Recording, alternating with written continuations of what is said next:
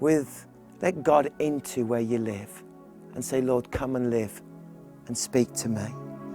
Remember mercy.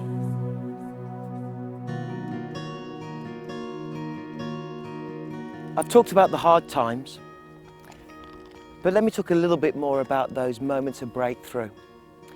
The moments when heaven comes down to earth. When suddenly you see things that you hadn't realized.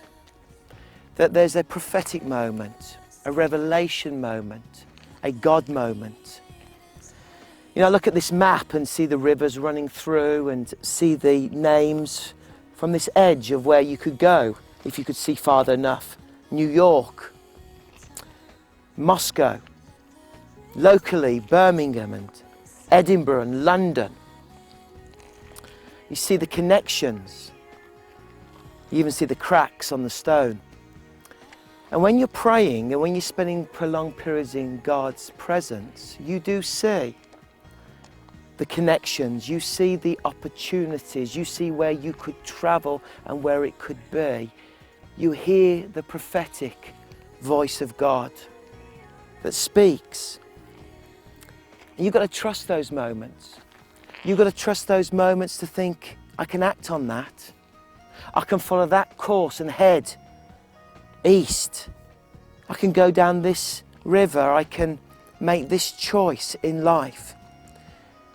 But that comes by spending significant time in the presence of God. It comes by hearing His voice. It can be a picture, it can be an impression, it can be like an instant thought that erupts within you. But you realize that you're on a journey and this prophetic future is there. And you're opening the way up through your activities, through your prayer. You're seeing things, not only for yourself, but for the towns, for the area, for the possibility of the kingdom of God at work and taking place. You're looking out on the horizon and you're seeing what possibilities could take place. The way God's Spirit is working in every small town, in every small village, in every city, in urban sprawls, in hidden living rooms. And when you pray, you're connecting with all that God is doing. You're journeying with Him on that process. I don't want you to get the impression that a day away with God is something that's always stressed out or intense. No, quite the opposite. Sometimes it's, of course, a wonderful day in the presence of God, talking and chatting. And often the key thing is to stop off, have a coffee, a sandwich, and really enjoy this day's retreat of working through, thinking through issues. Sometimes it's really helpful to take a friend. In fact, over the years, I've gone with a friend who we've walked together, prayed together, and have really agreed in prayer about issues. This helps immensely because it helps you focus your mind. It helps you to listen to somebody else speaking. And also you can see remarkable breakthroughs in each other's prayers and rejoice in that and understand what has taken place. So to take a friend, to choose the right route. Some people that do this, you know, they make sure they end up at a local cafe and have a bit of breakfast and then go on to a pub for a bit of lunch and make a whole day of it to think through the issues and to pray through their life. It's really good. And sometimes it's good to actually go completely alone, be by yourself and just stop and sit and to have that day away with you and God walking together. I could tell you countless examples of answered prayers on these days, of situations that have been changed. But the important lessons we've learned is that if structure helps, put structure in. If you want to plan it, plan it. Choose the right route. Sometimes I even believe that God has guided me on certain routes and given me paths to take. And it's been brilliant and very exciting. Take a friend and walk and talk together The danger with taking a friend, of course, is that you spend all the time talking to each other and not talking to God. And often what I do is that when we're at certain points, we just walk and pray and pray and pray until we get to the place where we're going to enjoy a cappuccino together and then chat about what's going on in our lives, what's happening, the good, the pressures, the stress, and then carry on walking and praying and giving all of these issues to God.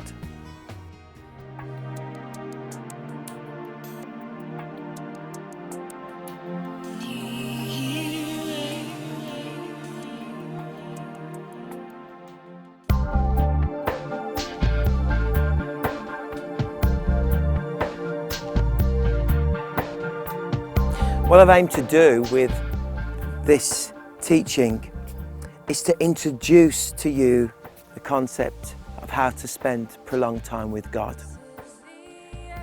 Go away for a day, do something different. By no means do I see this teaching over this time as all embracing. There is so much to cover about developing a deeper spirituality, about praying prayers of faith, about fasting, deeper ways of meditating, about walking in silence.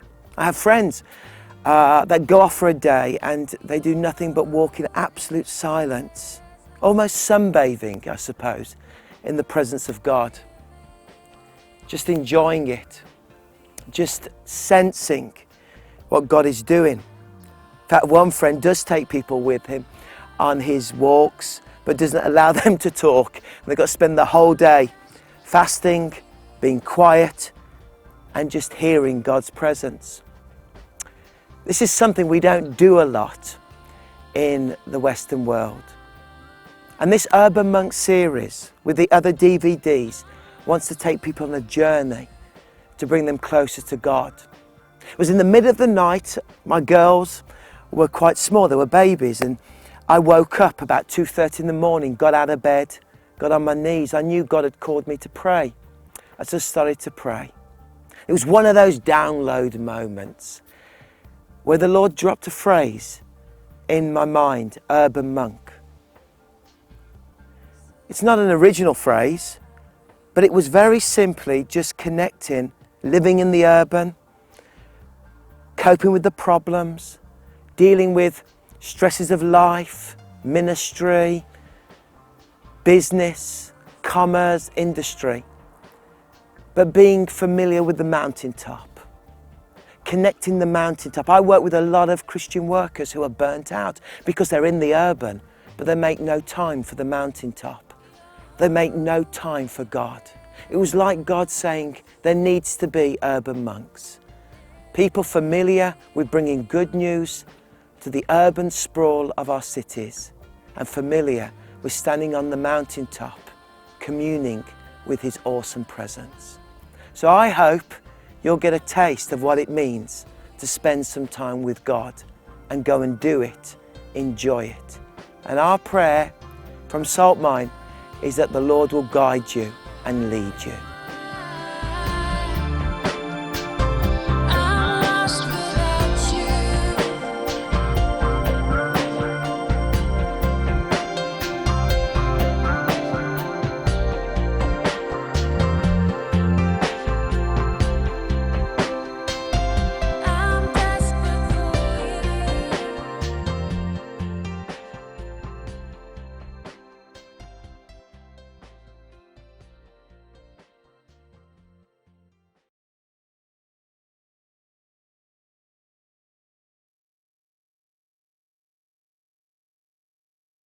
Tick, tick, tick, tick, tick, tick, tick, tick, tick, tick, tick.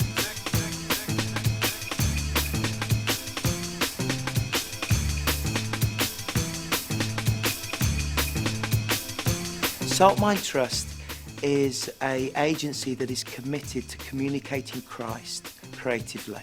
We love to tell people about Jesus. We do it through many different ways. I mean, we're well known because of our theatre and because of our creative arts, bands, etc. There was real crackling. We're really fortunate in creative arts. We've got a wealth of talent, always have, and presently we have some great musicians, actors, technicians, writers, directors, and we want to use those people. We want to get them out on the road, creatively communicating as much as we possibly can. Saltmine's been committed to theatre, professional theatre, since the mid-80s. And we tour nationally with a major production once or twice a year. Cross on Switchblade, Screwtape Letters, Hiding Place, recent examples. They also go into schools. They're in various theatre and education projects with their PSHE or a local education authority, going into a number of schools in an area over a week, looking and tackling topics such as bullying, sexual health, drugs awareness, alcohol abuse, and other similar topics. We also have children's theatre. We have some specialists in children's work who also are trained actors as well. And they spend their time going into primary, junior schools, working alongside the school in whatever topics are appropriate. Sometimes it's in the RE, sometimes it's anti-bullying or self-esteem, or maybe topics related to the environment. They also do workshops and holiday clubs, working alongside churches, but also, as I said, education authorities.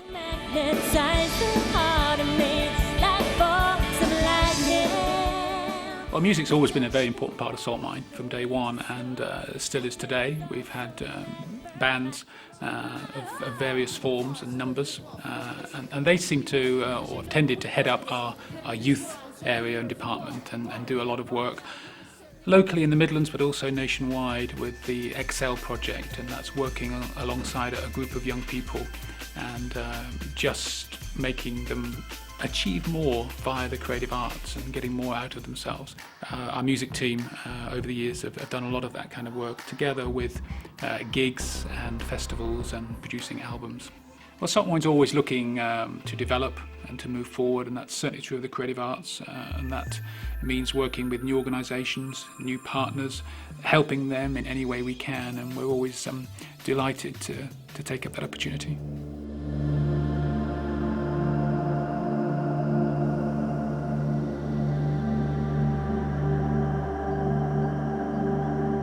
In addition to live performance, we've been developing Saltmine Media. I come here from time to time. This is a great opportunity to produce resources for local churches, being able to equip and to train and inform local Christians, church leaders, to help them teach the message of Christ and to make a difference. He's not here. He's risen. Peter, they said he's risen. That's what they said to me. Also, Saltmine Media have been working with other organisations to help them get their message across. Saltmine is committed to communicating Christ in the most relevant way. That's through performance and that's through action. It's through words, it's through media. We do it in every possible way to communicate in the 21st century.